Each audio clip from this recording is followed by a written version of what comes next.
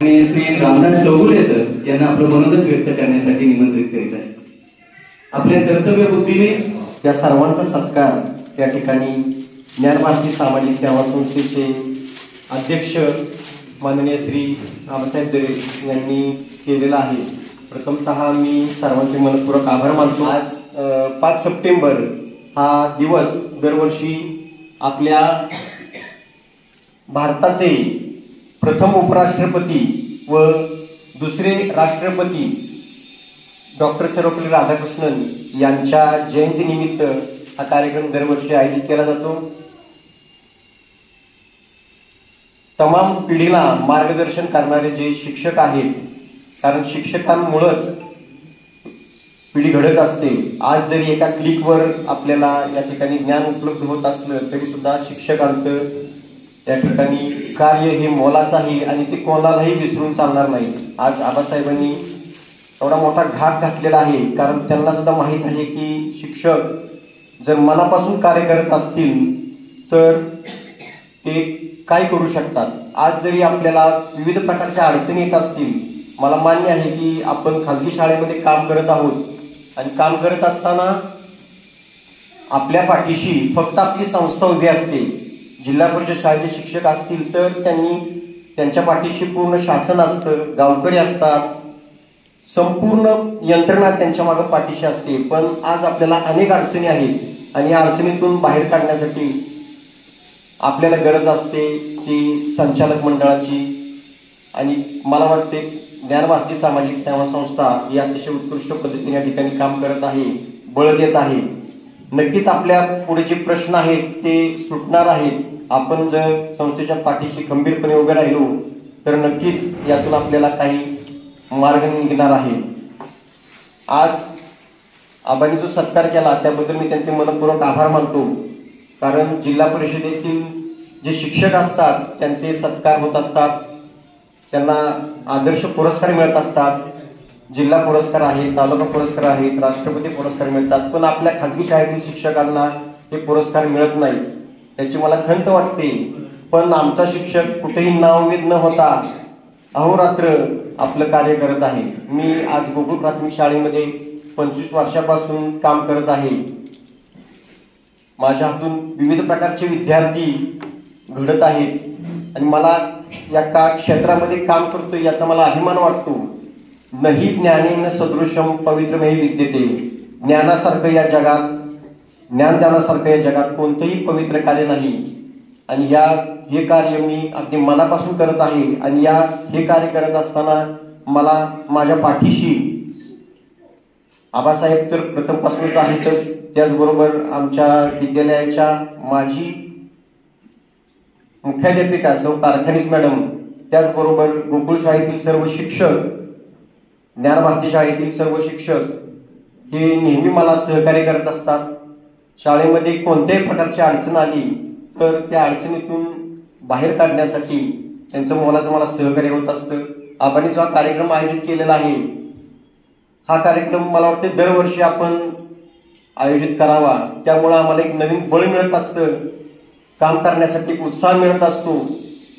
शैक्षणिक क्षेत्रामध्ये आज बऱ्याचशा अडचणी येत आहेत, इमारतीचा आहे, विद्यार्थी याचे प्रश्न आहेत। कारण कसं आहे, आज जिल्हा परिषद शाळेमध्ये डिजिटल वर्ग ही संकल्पना आलेली आहे।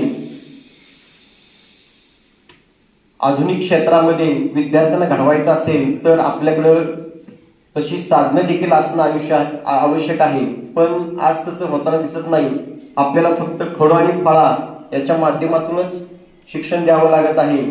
आम्हाला जर आधुनिक शस्त्र जर हातात दिली तर आम्ही नक्कीच विद्यार्थी घडवण्यासाठी पुढे जाऊ. कारण कसं आहे, आज पालक शाळेत आल्यानंतर तो शिक्षक किती चांगलं शिकवतो हे पाहत नाही, तर तुमची इमारत कशी आहे, तुमची वर्गखोल्या कशा आहेत, वर्गामध्ये आधुनिक तंत्रज्ञान वापरलं जातं का, या सगळ्या गोष्टींची माहिती घेऊनच आपल्या पाल्याचे ऍडमिशन करत असतो. तो डोळे झाकून कधीही विद्यालयात पाठवत नाही. अगदी शिक्षक आमचा किती झटणारा असला, मनापासून काम करणार असला तरी त्याला किंमत राहील नाही. त्याचं कारण आधुनिक आपल्याला सुद्धा त्यांच्या पावला पाऊल ठेवून गेलं पाहिजे, तरच आपण आपल्या शाळेचं नाव नक्कीच कुठंतरी उमटवू शकू. मला माहिती आहे गोकुळ प्राथमिक शाळेतील शिक्षक आणि ज्ञानभारती प्राथमिक शाळेत आणि माध्यमिक शाळेतील शिक्षक अतिशय उत्कृष्ट पद्धतीने काम करत आहेत. त्यांच्याकडे जी साधनं आहेत त्या साधनांचा पुरेपूर वापर करून आपले विद्यार्थी कसे चमकतील ते याचं नाव, स्वतःच्या आई वडिलांचं नाव, विद्यालयाचं नाव पुढे येण्यासाठी धडपडतील यासाठीच प्रयत्न करत असतात. या ठिकाणी हा जो कार्यक्रम आयोजित केला त्याबद्दल मी शाळेच्या वतीनं मनपूर्वक आभार मानतो आणि तुमच्या कार्याला सलाम करतो. सर्व शिक्षक या ठिकाणी उपस्थित आहेत. मला वाटते आबांनी कोणाचाही असं ठेवलं नाही, सत्कार केला नाही, सगळ्यांचा सत्कार केलेला आहे. त्यांच्या खाली हाच गुण आहे की त्यांच्यापाशी जी व्यक्ती येते ती त्यांच्यापासून कधीही दूर जात नाही. अगदी ती वरच्या पदावर असो किंवा अगदी शिपाई असो किंवा कोणत्याही खालच्या स्तरात असू दे, त्या व्यक्तीचा योग्य सन्मान करण्याचं काम आबासाहेब आतापर्यंत करत आलेले आहेत आणि त्यांना सुद्धा उदंड आयुष्य लाभो. इथून पुढे सामाजिक कार्यामध्ये तसंच दोन्ही विद्यालयामध्ये जरी तुमचे ज्ञानभारती सामाजिक सेवा संस्थेचे प्राथमिक आणि माध्यमिक विद्यालय असले तरी सुद्धा गोकुळ प्राथमिक शाळेचे ते संचालक आहेत आणि आमच्या सुद्धा काही अडचणी असतील त्या अडचणी सोडवण्यासाठी आपण नक्कीच आमच्या पाठीशी उभे राहाल अशी अपेक्षा व्यक्त करतो. आणि तुम्ही जो सन्मान केला त्याबद्दल मी आपले मनपूर्वक आभार व्यक्त करतो आणि तुमच्या कायम ऋणात राहीन अशी अपेक्षा व्यक्त करून मी या ठिकाणी थांबतो. जय हिंद, जय महाराष्ट्र. तर आपलं मनोगत व्यक्त करण्यासाठी मी निमंत्रित करतो माननीय श्री अमोल रावसाहेब शेडगे सरांना. त्यांनी आपलं मनोगत व्यक्त करावं. 5 सप्टेंबर या दिनानिमित्त सर्वप्रथम मी सर्व शिक्षकांना शिक्षक दिनाच्या खूप खूप शुभेच्छा देतो. त्याचप्रमाणे आजच्या या दिवशी मी माझ्या आईवडिलांना प्रथम वंदन करतो की त्यांनी मला हे जग दाखवलं. त्याचबरोबर सर्व माझे गुरुवर्य त्यांचंही आजच्या दिवशी मी स्मरण करू इच्छितो की त्यांनी मला जे ज्ञान दिलं त्या ज्ञानामुळं आज मी आपणापुढं उभा आहे. या कार्यक्रमाच्या आयोजनाबद्दल थोडंसं 2 शब्द मी बोलू इच्छितो. सर्वप्रथम मी माझी थोडक्यात ओळख सांगतो. मी शालेय शिक्षण घेतल्यानंतर सन 1998 ते 2000 या दरम्यान माझं D.Ed पूर्ण केलं. D.Ed पूर्ण झाल्यानंतर रयत शिक्षण संस्थेमध्ये 3 ते 4 वर्ष लमसम म्हणजे मासिक 1000 रुपये वेतनावरती काम केलं. पुन्हा एक संधी चालून आली. अगोदर व्यायामाची आवड होती, व्यायाम चालूच होता. मुंबई पोलीसमध्ये भरती निघाली. एक कुठली तरी नोकरी स्वीकारायची म्हणून भरतीसाठी मी प्रयत्न केला आणि पहिल्याच प्रयत्नात मी मुंबई पोलीसमध्ये भरती झालो. कुठलंही काम आवडीचं जरी मिळालं नाही परंतु जे मिळालेलं काम आहे हे आनंदानं करावं या भावनेनं मी माझं काम प्रामाणिकपणे करत होतो. परंतु सुदैवानं मला शिक्षण क्षेत्रामधील एक संधी चालून आली. ज्ञानभारती सामाजिक सेवा संस्था सातारा या संस्थेमध्ये शिक्षकाची व्हॅकन्सी आहे. ही बातमी मला समजल्यानंतर मी त्यासाठी प्रयत्न केले आणि सन 2012 मध्ये मी ज्ञानभारती सामाजिक सेवा संस्था सातारा या संस्थेमध्ये सामील झालो. तेव्हापासून आज तागायत जे माझ्या मनात होतं पहिल्यापासून की आवडीचं काम मला मिळालेलं आहे आणि ते अत्यंत आणि आणखीन निष्ठेनं प्रामाणिकपणे करावी अशी उर्मी तेव्हापासून मी जपतोय. या कार्यक्रमासारखे जे कौतुक सोहळे आहेत यामुळं माझ्या कामामध्ये आणखीनच उत्तरोत्तर प्रगती होईल आणि माझं काम करण्यासाठी मला कायम बळ मिळेल अशी आशा व्यक्त करतो. या संस्थेचे अध्यक्ष श्री अशोकराव जरे साहेब यांच्याबद्दल बोलायचं झालं तर शालेय जीवनामध्ये आपण म्हणजे मी पण एक सुविचार ऐकत होतो की संकटकाळी जो मदत करतो तोच खरा मित्र.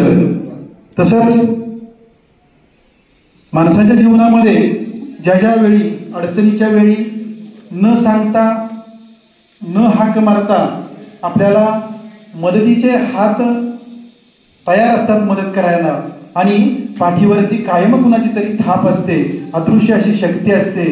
ज्याप्रमाणे तलावामध्ये राजहंस विहार करत असतो, दिसताना जरी तो आपल्याला शांत दिसत असला तरी त्याच्या पायाच्या हालचाली अदृश्य स्वरूपात चालू असतात की जे त्याचं दिसणं अधिक सुंदर करतात. अशा प्रकारे राजहंसासारखं व्यक्तिमत्व अध्यक्षांच्या रूपानं आम्हाला लाभलं आणि ते आमच्या कायम पाठीशी आहेत. या बाबत मी स्वतःलाच भाग्यवान समजतो. या कार्यक्रमाचं सुद्धा आल्यापासून मी बारकाईनं निरीक्षण करतोय. प्रत्येक व्यक्तीचं फक्त विचार चांगले असून उपयोग नाही तर त्या विचारांबरोबर त्या व्यक्तीचे आचारही तितकेच मोलाचे असतात. मोठेपणा हा मागून मिळत नाही. अगदी दीप प्रज्वलनासारखी जरी गोष्ट असेल त्या ठिकाणी सुद्धा पाठीमागे मी बसून निरीक्षण करत होतो. सर्व मान्यवरांना आबा दीपप्रज्वलनासाठी पाचारण करत होते परंतु त्यांनी मात्र सर्वात शेवटी दीपप्रज्वलन केलं. म्हणजेच या छोट्याशा प्रसंगातून सुद्धा असे कितीतरी प्रसंग, आता हाच प्रसंग नाही, असे कितीतरी प्रसंग सांगता येतील. अगदी या कार्यक्रमाचं नियोजन करताना की तुम्हाला जे सत्कारासाठी जे ट्रॉफी आणलेली आहे त्या ट्रॉफीचं नियोजन असू द्या आणि सत्कार झाल्यानंतर तुम्ही त्या गोष्टी कशातून घेऊन जाणार यासाठी सुद्धा अगदी पिशवीपर्यंत तयारी, म्हणजे अगदी सूक्ष्मातलं सूक्ष्म नियोजन आबांनी अत्यंत उत्तम पद्धतीने केलेलं आहे. कोणतंही काम असू द्या अत्यंत काटेकोरपणे आणि आपल्याबरोबर जी व्यक्ती आहे त्या व्यक्तीच्या मनामध्ये कुठेही मी काय काम करतोय किंवा ते श्रेष्ठ आहे कनिष्ठ आहे याचा विचार त्याच्या मनात येऊन देत नाहीत आणि त्या कामाप्रती श्रद्धा निर्माण व्हावी आणि त्या व्यक्तीनं त्याचं काम आनंदानं पूर्ण करावं. ते पूर्ण करून घेण्याचं कसब जरे साहेबांच्याकडे चांगलं आहे आणि आपल्या सानिध्यात जो व्यक्ती येईल तो व्यक्ती त्यांच्यामुळं कधीही दुखावला जाऊ नये इतकं सूक्ष्म नियोजन आबांचं असतं. या कार्यक्रमा प्रसंगी मी एवढंच सांगेन, जसं की मगाशी माझे सरकारी शिक्षक चौगुले सर यांनी सांगितलं की जिल्हा परिषदेमध्ये कार्यरत असणारे सर्व शिक्षक त्यांचा सन्मान होत असतो. त्याच्यामध्ये नामांकन वगैरे आणखीन गोष्टी असतात परंतु आपल्या मातीत आपल्या घरच्या माणसांनी एवढं मोठं कौतुक करावं यापेक्षा आणखीन कुठली भाग्याची गोष्ट माझ्यासाठी असू नये असं मी मानतो. आणि या कार्यक्रम प्रसंगी मला माझा जो सन्मान केला त्याबद्दल सर्व मान्यवरांचं आणि संस्थेचे अध्यक्ष श्री अशोकरावजी जरे साहेब यांना खूप खूप धन्यवाद देतो. या ठिकाणी मला संयोजकांनी 2 मिनिटं बोलण्याची संधी दिली त्याबद्दल त्यांचाही आभार मानतो आणि माझे 2 शब्द संपवतो. शरम आजच्या या कार्यक्रमाचे आयोजक नियोजक संयोजक त्याचबरोबर आम्हा सर्वांचे मार्गदर्शक माननीय श्री अशोकरावजी जरे यांच्या नियोजनातून हा सुंदर सोहळा संपन्न होत आहे. त्यांचे मनपूर्वक हार्दिक आभार. यानंतर मनोगतासाठी मी निमंत्रित करतो गोकुळच्या मुख्याध्यापिका माननीय सौ मिनल खटावकर मॅडम. आदरणीय व्यासपीठावरील मान्यवर आणि माझ्या सर्व शिक्षक दिनानिमित्त जमलेल्या बंधू आणि भगिनींनो, आज माझ्या शाळेतील सर्व सहकारी शिक्षकांचा, शिक्षकेतर कर्मचाऱ्यांचा आबांनी सन्मान केला, त्याबद्दल मी प्रथमतः त्यांचे आभार मानते. आबा नेहमीच आमच्या बरोबर असतात, आमच्या अडीअडचणीत मदत करत असतात. ते आमच्या संस्थेचे संचालक आहेत. आम्ही त्यांच्याकडून खूप साऱ्या अपेक्षा ठेवून आहोत. आबांची, शपासकीची आणि ही सत्काराची एक थाप आम्हाला खूप जिद्दीने शाळेच्या प्रगतीसाठी आणि शाळा आम्हाला पुढील वाटचालीसाठी अत्यंत उपयोगी पडणार आहे. अशाच पद्धतीने आमच्या शिक्षकांना आबांनी प्रत्येक वेळेला मदत करावी आणि मार्गदर्शन करावं. त्यांचं मार्गदर्शन आम्हाला वेळोवेळी लाभतच असतं आणि अशीच प्रेरणा देऊन आमच्या शाळेला, आमच्या शिक्षकांना आणि सर्व शिक्षकांना त्यांनी प्रेरणा द्यावी अशी या प्रसंगी मी त्यांच्याकडून अपेक्षा करेन. आणि आम्हाला बहुमोल सहकार्य करावं, जसं की तांत्रिक अडचणी आणि अत्याधुनिक सुविधा या बाबतीत मी आबांच्या मदतीची अपेक्षा करेन. आणि त्यांनी जो हा आमच्या सर्व शिक्षकांचा माझा सन्मान केला त्याबद्दल मी त्यांचे धन्यवाद मानते. जय जय महाराष्ट्र. यानंतर मान्यवरांची भाषणं होतील. त्यामध्ये सर्वप्रथम मी निमंत्रित करतो ग्रामपंचायत खेडच्या प्रथम नागरिक फरांदे मॅडम यांना निमंत्रित करतो. प्रथम आज 5 सप्टेंबर भारताचे माजी राष्ट्रपती डॉक्टर सर्वपल्ली राधाकृष्णन यांची जयंती. त्या जयंतीनिमित्त मी त्यांना प्रथम अभिवादन करते. आणि त्याच्यानंतर आज इथे सन्माननीय व्यासपीठावरील सर्व क्षेत्रातील राजकीय, शैक्षणिक, सामाजिक क्षेत्रातील सर्व उपस्थित मान्यवर, तसेच उपस्थित सर्व शिक्षक वर्ग यांनाही माझा नमस्कार. आज शिक्षक दिनानिमित्त आज मला तसेच आमच्या ग्रामपंचायतीतील सदस्य, माजी सरपंच, उपसरपंच यांना या कार्यक्रमानिमित्त उपस्थित राहण्यासाठी संस्थेचे संस्थापक आबा झरे साहेब यांनी आज निमंत्रित केलं, त्याबद्दल मी त्यांचे मनापासून आभार व्यक्त करते. आणि शिक्षकांबद्दल सांगायचं म्हटलं तर खरोखरच आज शिक्षक आहेत तर देशात मुलांना एक उभं राहण्याची किंवा त्यांना पाठबळ देण्याची एक जबाबदारी म्हणून एक शिक्षक जसा सांभाळू शकतो. आज शिक्षक दिनानिमित्त इथं सर्व उपस्थित शिक्षकांना खरोखरच मनापासून त्यांच्या शिक्षक दिनाच्या शुभेच्छा देऊ इच्छिते. कारण आजपर्यंत आपले सर्वप्रथम शिक्षकाचे खरे मानकरी आपले डॉक्टर भारतरत्न महामानव डॉक्टर बाबासाहेब आंबेडकर, तसेच महात्मा ज्योतिबा फुले, क्रांतीज्योती सावित्रीबाई फुले यांच्यामुळे आज आपण या क्षेत्रात इथे उभे राहू शकलो किंवा या समाजात आपलं व्यक्तिमत्वाचा ठसा उमटवू शकलो. आज या थोर व्यक्तिमत्वांमुळेच आज आपण शिक्षण क्षेत्रात महिलांना सुद्धा पुरुषांच्या बरोबरीने उभं राहण्याची संधी मिळाली. आज इथे आई वडील तर आपले प्रथम गुरु असतातच. आई वडिलांच्या नंतर जर कोण असेल तर ते आपले शिक्षक वर्ग असतात. शिक्षक म्हणजे शिक्षकांचे दोन रंग, एक पांढरा आणि एक काळा म्हणजे ब्लॅकबोर्ड आणि पांढरा म्हणजे चॉक खडू. याच्या माध्यमातून ते विद्यार्थ्यांना शिक्षणात शिकवण्यासाठी किंवा त्यांना सामाजिक, शैक्षणिक, वैज्ञानिक क्षेत्रात उभं राहण्यासाठी त्यांची सगळ्या शिक्षकांची जास्तीत जास्त प्रमाणात तारेवरची कसरत चालू असते. आणि मुलांना घडवण्यासाठी जास्त प्रमाणात ते स्वतःचं शक्ती हे करून मुलांना घडवत असतात किंवा शैक्षणिक क्षेत्रात त्यांना मार्गदर्शन करत असतात, उभं राहण्यासाठी प्रेरित करत असतात. अशा आज इथं उपस्थित सर्व शिक्षकांना आमच्या सर्वांकडून शिक्षक दिनाच्या खूप खूप शुभेच्छा. गुरुर्देवो महेश्वरा, गुरुर साक्षात परब्रह्म, तस्मै श्री गुरुवे नमः.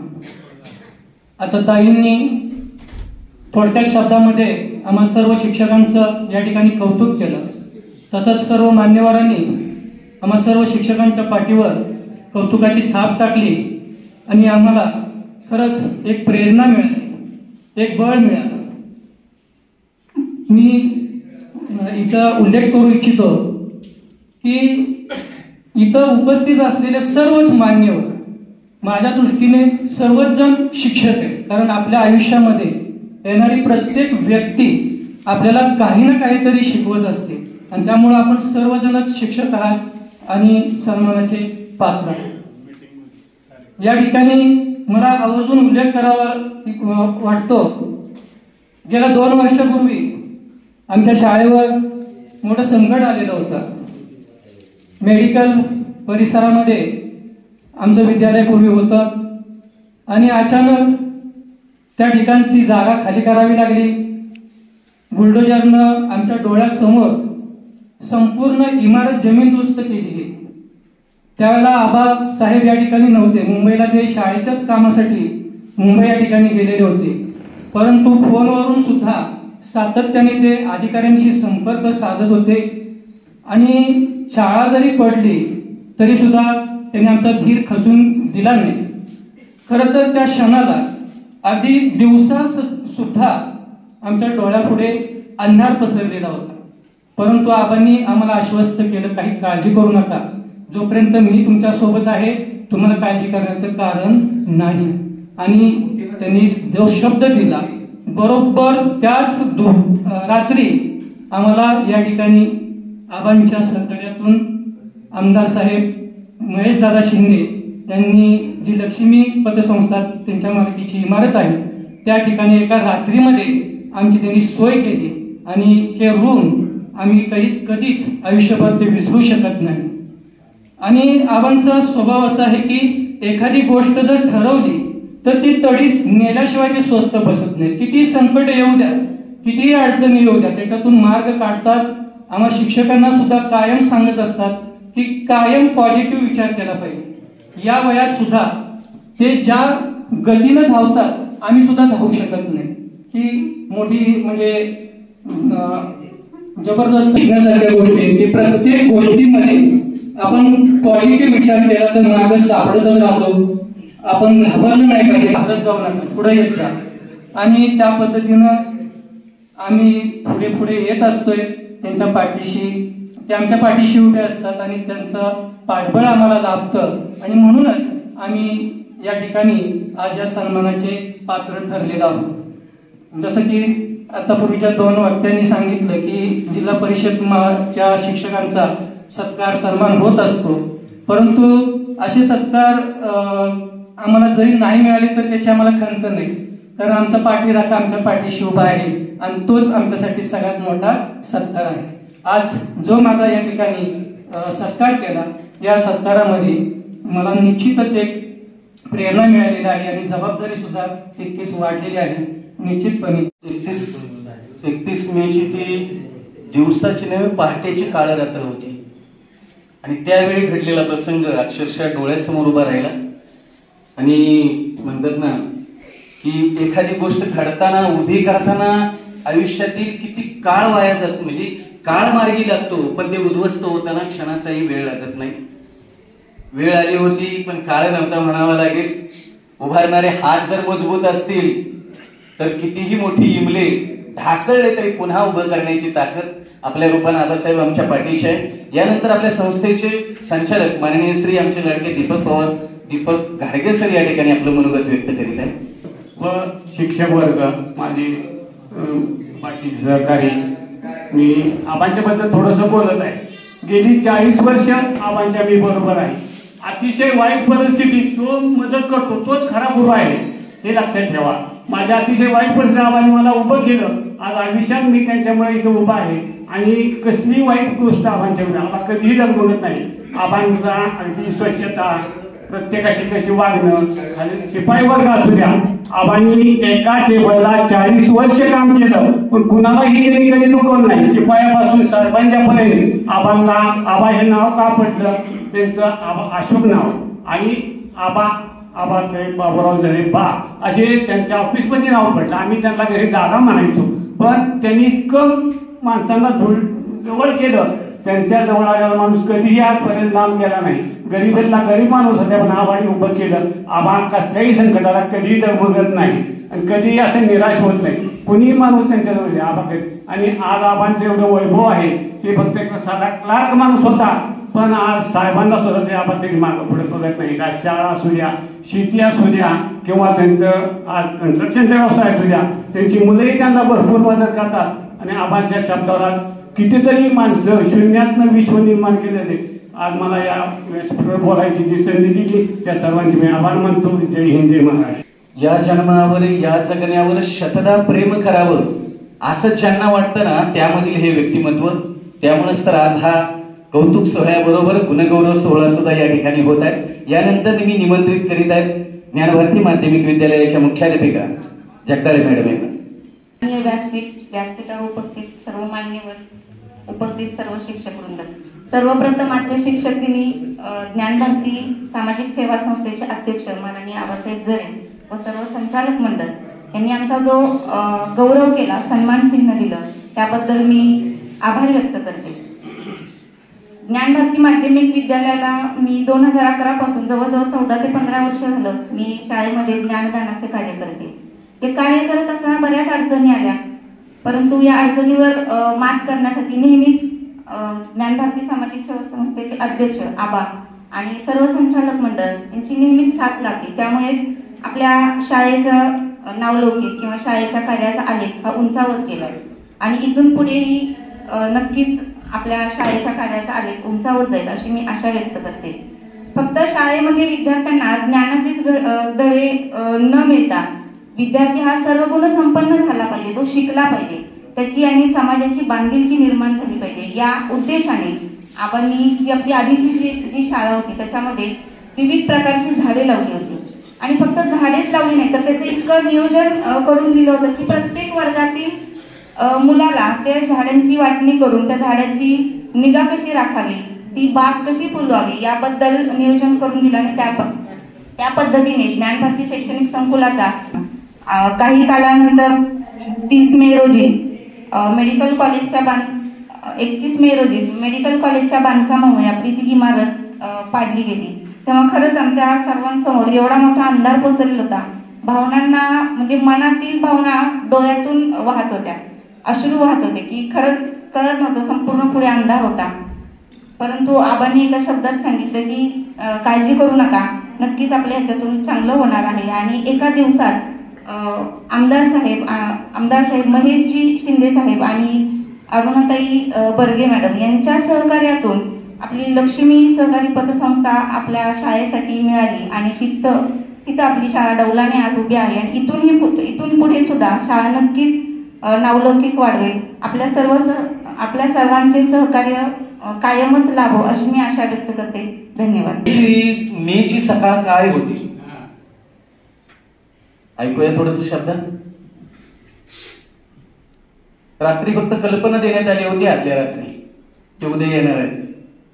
दुसऱ्या दिवशी सकाळी अगोदरच सांगितलेलं होतं की सर्वांनी वेळेवरती पोहोचा. आबांचा निरोप सकाळी 6 वाजता मला वाटते आम्ही सर्व आता ज्यांचे सत्कार झाले ते सर्वजण त्या मेडिकल कॉलेजच्या आता प्रतापसिंहनगरला जो पहिला रस्ता जात होता कॅनॉलच्या शेजारी, त्या रस्त्या शेजारी माझं ज्ञानभारती शैक्षणिक संकुल असं दिम्याखात आणि डौलात उभं होतं. महाबळेश्वरच्या शाळेला सुद्धा तिथल्या निसर्गरम्यतेला सुद्धा लाजवेल असं ते दृश्य होतं. आज सुद्धा तो फोटो ते दृश्य मनासमोर आलं की तिथं नतमस्तक व्हावं लागतं. कारण तिथल्या मातीशी, तिथल्या कणाशी, तिथं सिमेंटचं गोडाऊन होतं. जिथं आत शिरल्याबरोबर श्वास घेणं सुद्धा अवघड होतं. तिथं आबांच्या आणि ज्ञानभारती सामाजिक सेवा संस्थेतील सर्व कर्मचाऱ्यांच्या अथक प्रयत्नातून तिथं एक सुंदरसं नंदनवन तयार झालेलं होतं. हजारोनं वृक्ष तिथं उभे होते. नावाप्रमाणे तिथं शेकडो अशोकाची झाडं डौलानं उभी राहिली होती. कदंबाच्या वृक्षांनी सर्व शाळा झाकळली होती. माझे विद्यार्थी, माझे शिक्षक, माझे पालक त्या झाडांच्या सावलीमध्ये दिवस असो, रात्र असो, उन्हाळा असो, त्याही वेळेला निवांत होत होती. पण अचानक मेडिकल कॉलेजचा जो आदेश आला त्याच्यामध्ये 3 वर्ष आम्ही प्रयत्न केला की आमची कालावधी इथं वाढावा. प्रयत्नांना यश येत होतं, पण अचानकच मेडिकल कॉलेजचा आदेश आला आणि जवळजवळ 10 पोलिसांचा ताफा होता, 2 बुलडोजर होते, जवळजवळ 20 कामगार त्यांच्या बरोबर होते आणि एकाच वेळेला त्या एवढ्या मोठ्या सुंदरशा इमारतीवरती घाला घातला गेला. ज्या शाळेमध्ये विद्यार्थ्यांना घडवताना तन मन धन वर्गामध्ये असणारे फळे सुद्धा काढण्याची मुभा आम्हाला मिळालेली नव्हती. माझा शिक्षक तसाच तिथं धावत होता, आतमध्ये जात होता, त्याला सांगावं लागत होता बिथाड फळे गाव नाही ऐकलं तरी दोन फळे फोडलेले फळे बाहेर काढले या माझ्या शिक्षकाने. ताकद श्री अविनाश जगताप सर. नमस्कार. खूप मनात असं योजून आलो होतो की हे बोले ते बोले. राज्यामध्ये SCRT-ला 3 वर्ष प्रशिक्षण विभागात काम केलं. महाराष्ट्रभर शिक्षकांशी सतत संवाद घडला आणि त्याच्यामुळे काही शिदोरी घेऊन आलो होतो. पण वेळात लक्ष गेलं, आता वाजले की 12. आता काय बोलावं हे नक्की आहे, पण किती बोलावं हे ठरवायला पाहिजे. मी आम्हाला विनंती करेन की मला खास शिक्षकांच्यासाठी मी एक दिवस येईल. आज त्यातला सगळा भाग मी थोडासा डिलीट करतो, इरेज करतो आणि थोडंसं मनोगत व्यक्त करतो. ज्यांचा जन्मदिवस शिक्षक दिन म्हणून साजरा केला जातो ते आदरणीय भारताचे पहिले उपराष्ट्रपती आणि दुसरे राष्ट्रपती सर्वपल्ली राधाकृष्णन. एक खूप छान किस्सा आहे त्यांच्या आयुष्यातला की ते तत्वज्ञानाचे, प्राच्यविद्येचे, भारतीय संस्कृतीचे गाढे अभ्यासक होते आणि त्यांचे जे विद्यार्थी होते ते त्यांच्याकडे गेले आज 5 सप्टेंबर दिवशी आणि म्हणाले की सर आम्हाला तुमचा वाढदिवस साजरा करायचा आहे. तर ते म्हणाले की अजिबात माझा काही वाढदिवस वगैरे साजरा करू नका, तर तुम्हाला करायचाच असेल तर या देशातल्या शिक्षकांचा सन्मान होईल असं काहीतरी करा. आणि त्या एका वाक्यावरून 5 सप्टेंबर हा शिक्षक दिन म्हणून भारतामध्ये साजरा करण्याची सुरुवात झाली. तर मी त्या सर्वपल्ली राधाकृष्णन यांच्या त्या अतिशय आमच्यावरती उपकार असणाऱ्या त्या स्मृतीला मी पहिल्यांदा अभिवादन करतो आणि समस्त शिक्षकांना मी मनापासून धन्यवाद देतो, त्यांना प्रणाम करतो. मी स्वतः शिक्षक असल्याचा एक आनंद व्यक्त करतो आणि आपल्याशी संवादाला सुरुवात करतो. आज ज्यांनी हा अतिशय सुंदर अशा या कार्यक्रमाचं आयोजन केलं ते आपण सगळ्यांनी त्यांचं खूप गुणगौरव गायलेला आहे, ते आदरणीय जगे साहेब. आजच्या कार्यक्रमाला जे अध्यक्ष म्हणून आपल्याला मिळालेले आहेत, खरं तर त्यांचं नावच इतकं सुंदर आहे की आझाद आणि आडनाव आहे गुजर. वेडात दौडले वीर मराठे साथ. त्या गुजर यांची आठवण येते आणि त्यांच्या हातात तलवार होती. त्यांनी ती तलवार आपल्या वाणीमध्ये घेतलेली आहे आणि ज्या जनरल डायरला घरामध्ये घुसून गोळ्या घातल्या ते आझाद. अशा दोन्ही नावांचा सुंदर मिलाप असलेले आणि वाणीवरती अतिशय प्रभुत्व असलेले तत्वज्ञानाचे अभ्यासक आज आपल्याला अध्यक्ष म्हणून मिळालेले आहेत. प्रमुख अतिथी होते की ज्यांनी खरोखर शून्यातून विश्व निर्माण केलं, ते आदरणीय शेळके साहेब. आज अविनाश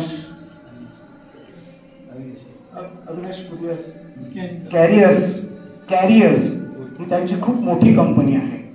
तिसरे प्रमुख पाहुणे आहेत जे महाराष्ट्र राज्याचे सहाय्यक संचालक म्हणून निवृत्त झाले, ते आदरणीय जाधव साहेब. आणि मला खूप आनंद होतो की ते माझेही गुरु आहेत. 1992ला जावली तालुक्यामध्ये मी माझ्या सेवेची सुरुवात केली. सरांनी सांगितलं तसंच रांगेघर नावाचं गाव, ज्याच्या तिन्ही बाजूला डोंगर, 2 खोल्यांची इमारत, 7 वर्ग, भिंतीतून पाणी येत होतं. पावसाळ्यामध्ये ओल्या अंगानं 4ही महिने आम्हाला काम करावं लागत होतं. मी 92ला गेलो, 91ला त्या गावामध्ये मारामारी झालेली होती, एका शिक्षकाच्या थोबाडीत मारलेली होती. मुलं गली करून गोट्या खेळायची शाळेमध्ये. त्या शाळेमध्ये मी गेलो. भोसले करंजकर यात्रेमध्ये भांडणं झालेली, अर्ध्यापेक्षा जास्त गाव तुरुंगात गेलेलं, त्या पार्श्वभूमीवर मी तिथं गेलो. 1998ला तोतोचान नावाचं पुस्तक माझ्या हातामध्ये मिळालं. मी ते पुस्तक वाचलं आणि योगायोगानं माणसायुष्यामध्ये भेटावे लागतात. माणसाने पुस्तकं तुमचं आयुष्य बदलतात. गांधीजींचं आयुष्य एका पुस्तकानं बदललं होतं. ट्रेनमध्ये बसलेले ॲडव्होकेट जेव्हा उतरले तेव्हा महात्मा होण्याच्या प्रवासाला निघालेले होते. ते पुस्तक त्यांनी वाचलेलं होतं. मला योगिता साहू नावाची एक 3 वर्ष पूर्ण सेवा न झालेली छत्तीसगडची शिक्षिका भेटली सुनील मिश्रा यांच्यासोबत. 3 दिवस मी त्या मुलीचं ऐकत होतो. 3 वर्ष पण अनुभव नाही अशी मुलगी आम्हाला मार्गदर्शनाला बोलवलेली होती. आणि मला तर आधी असं वाटलं होतं काय ह्या मुलीचं ऐकायचं. बरं मी शिक्षक म्हणजे आम्हाला बोलायची सवय ऐकायची सवय नसते. म्हणजे बऱ्याच लोकांना समाजामध्ये ऐकायची सवय कमी झालेली आहे. फक्त एकच आहे मानसोपचार पद्धती. तो बिचारा पेशंटला बसवतो आणि निवांत ऐकत बसतो असतो. स्वतः थोडं कमी बोलतो आणि त्या पेशंटला बोलायला लावत असतो. आमच्याकडे उलट आहे. आम्ही प्रचंड बोलत असतो. 3 दिवस सकाळी 7 वाजता आम्ही सभागृहामध्ये बसायचो आणि रात्री 10 वाजता सभागृहातून बाहेर जायचो. त्या मुलीचं ऐकून ऐकून ऐकून माझ्या जीवनामध्ये खूप परिवर्तन झालं, परिणाम झाला. मी नीलची शाळा वाचली, मी चिपरबाई डझन वाचलं, मी अनेक पुस्तकं वाचली. महाराष्ट्रामधल्या बदलणाऱ्या अनेक शिक्षकांना मी वाचायला सुरुवात केलं. आणि मग माझ्या लक्षात आलं एक गोष्ट मला तिथं सांगितली होती त्या योगिता साहूनं. ती मी तुम्हाला सांगतो. मला ती आवडती गोष्ट. मी अनेक ठिकाणी ती सांगतो.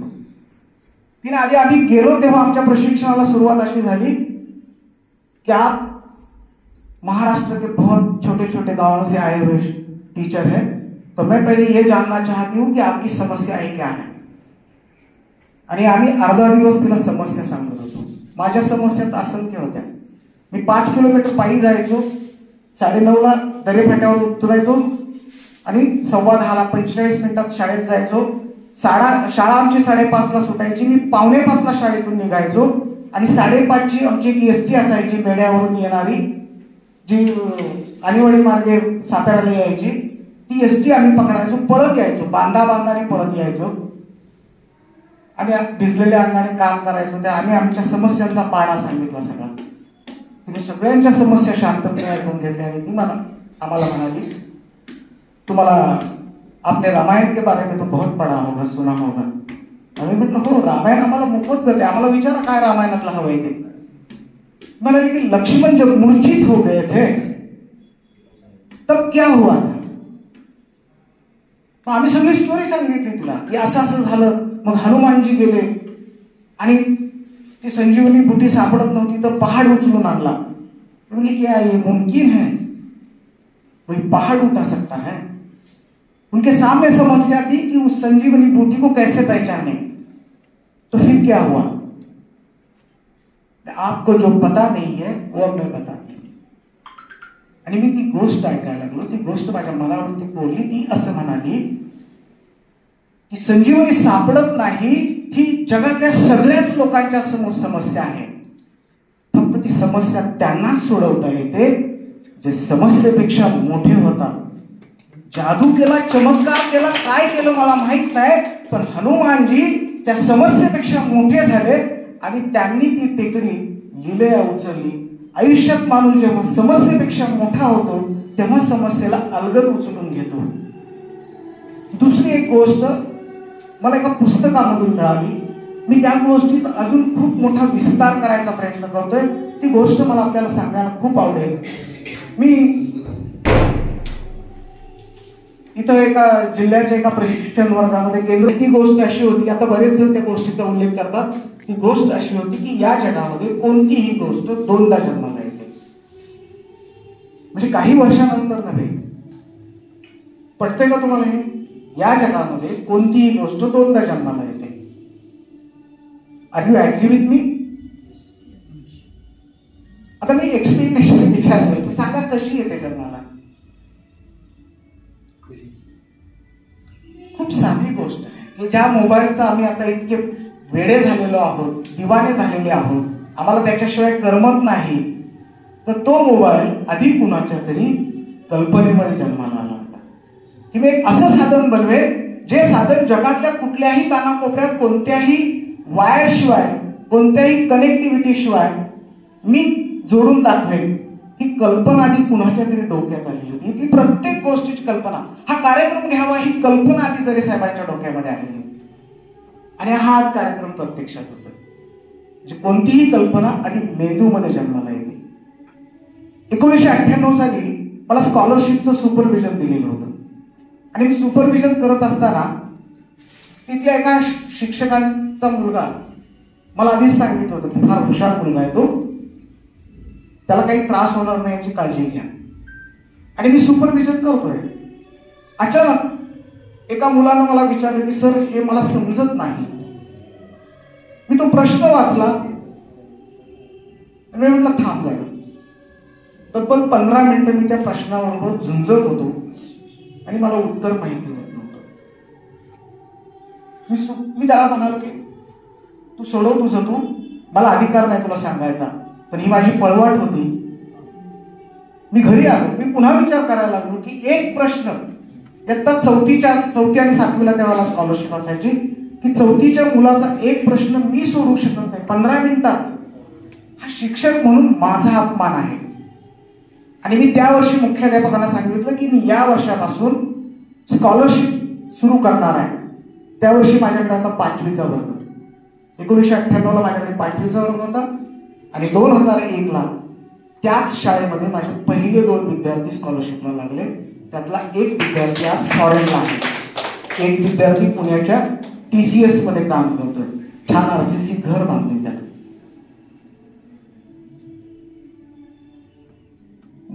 एक गोष्ट मी ज्याचा विस्तार करतोय ती गोष्ट अशी आहे की जर गोष्ट 2 वेळा जन्माला येत असेल, आधी माझ्या मेंदूमध्ये जन्माला येत असेल तर मला माझ्या मेंदूचा विचार करायला पाहिजे. माझं सगळं असणं नसणं, माझं सगळं व्यक्त होणं, मी आता जे काही बोलतोय, आता तुम्ही जे काय ऐकताय ते सगळं मेंदूच्या द्वारे होते. कर्ता करविता नावाचं रमेश पानसे सरांनी पुस्तक लिहिलेलं आहे. मी आतापर्यंत कर्ता करविता म्हणजे तिकडे बघायचो, वर बघायचो, पांडुरंगाला हाक मारायचो, परमेश्वराला हाक मारायचो. नंतर मला कळालं की या पांडुरंगाला जगातल्या सगळ्या लोकांच्याकडे जाता येत नाही म्हणून त्याने त्याची व्यवस्था माझ्यावर इथंच करून ठेवलेली आहे. आणि त्या पांडुरंगाचं नाव आहे मेंदू.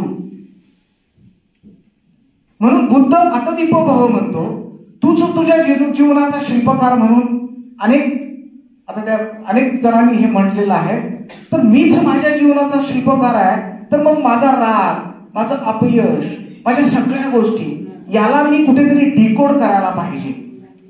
माझं जीवन मी घडवतो.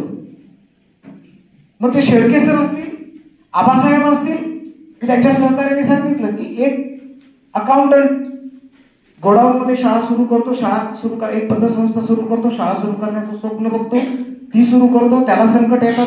आमच्या मित्रांनी सांगितलं की ती जमीनदोस्त होताना सगळे शिक्षक बाहेर मोकळून रडत होते.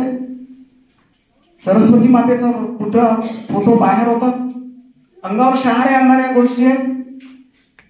पण न डगमगता आज जर या सगळ्या शिक्षकांनी आणि आबासाहेबांनी एक स्वप्न बघितलं की एका अतिशय सुंदर इमारतीमध्ये ही ज्ञानवर्धी ही शाळा सुरू असेल तर ते निश्चितच येत राहील.